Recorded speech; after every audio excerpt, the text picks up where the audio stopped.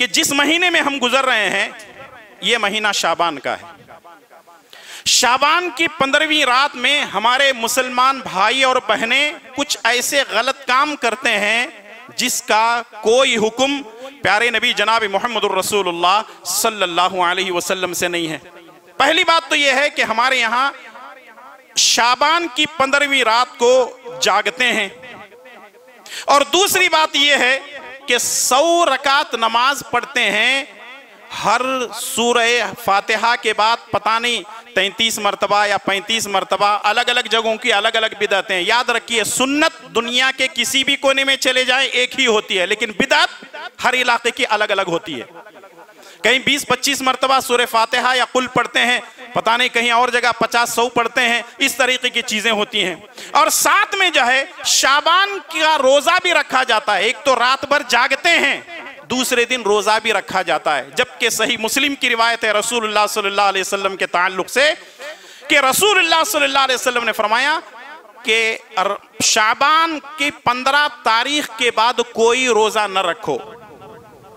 शाबान की 15 तारीख के बाद कोई रोजा ना रखो, इल्ला कि अगर कोई आदमी जो है हर पीर और जुमेरात रोजे रखता था तो वो रख सकता है, या रमजान के छूटे हुए जो रोजे हैं अगर कोई आदमी रखना चाहता है तो रख सकता है। लेकिन ये समझना कि इस्तिक़बाले रमजान के तौर पर कोई रोजा रखा जाता है तो इसका कोई हुक्म नहीं है। इन तमाम बातों में सबसे अहम बात यह है, लोग ये समझते हैं कि 15 शाबान को हमारे घरों में हमारे बड़ों की रूहें आती हैं। यह बड़ा अजीब मसला है। एक ही चीज मैं आपको एक मंतिकी, एक लॉजिक बता देता हूं। जो लोग ये समझते हैं हमारे बड़ों की रूहें हमारे घरों के अंदर 15 शाबान को आती हैं, समझिए आप इस साल यानी गुज़िश्ता साल 2022 में आप फतेह दरवाजा में रहते थे, लेकिन आप 2023 में बारकर्स में चले गए। अब सवाल यह है कि आपकी रूह, आपके बड़ों की रूहें 2022 में चूंकि घर यहां था यहां आएंगी, या 2023 में आप बारकर्स चले गए वहां पर आपकी रूह, आपके बड़ों की रूहें आएंगी। अगर रूहें यहां नहीं बल्कि वहां आती हैं तो उनको खबर किसने दी?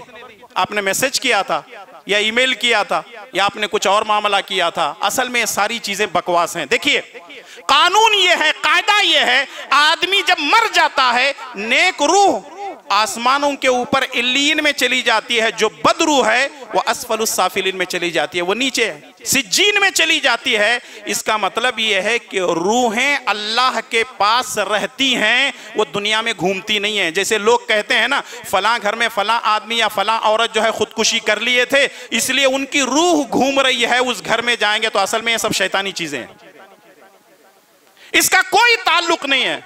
और फिर उसके बाद कब्रिस्तान में जाना, फूलें चढ़ाना, रात भर ये सारी चीजें होना, और फिर उसके बाद हलवा मांडे पकाना और लोगों के अंदर तकसीम करना, इसका कोई हुक्म रसूलुल्लाह सल्लल्लाहु अलैहि वसल्लम से नहीं है। इसके पीछे एक तारीख है जो गलत तारीख है जो बयान की जाती है, और जितनी हदीसें हैं उसके अंदर ये लिखा हुआ नहीं है कि रसूलुल्लाह सल्लल्लाहु अलैहि वसल्लम 15 शाबान को जो है रोजा रखते थे, और अगर जितनी रिवायतें इस पर आती हैं वो सारी की सारी ज़ईफ हैं। इसलिए शाबान के ताल्लुक से जितनी बातें फैलाई गई हैं उसका किताब और सुन्नत से कोई ताल्लुक नहीं है। इसलिए इस महीने के अंदर जितनी सारी बिदात होती हैं उन तमाम बिदात से बचना हर मुसलमान के लिए ज़रूरी है। अल्लाह से दुआ है कि रब्बुल आलमीन मुझे और आप तमाम को और हर मुसलमान को किताब और सुन्नत पर अपनी ज़िंदगी गुजारने की तौफीक अता फरमाए।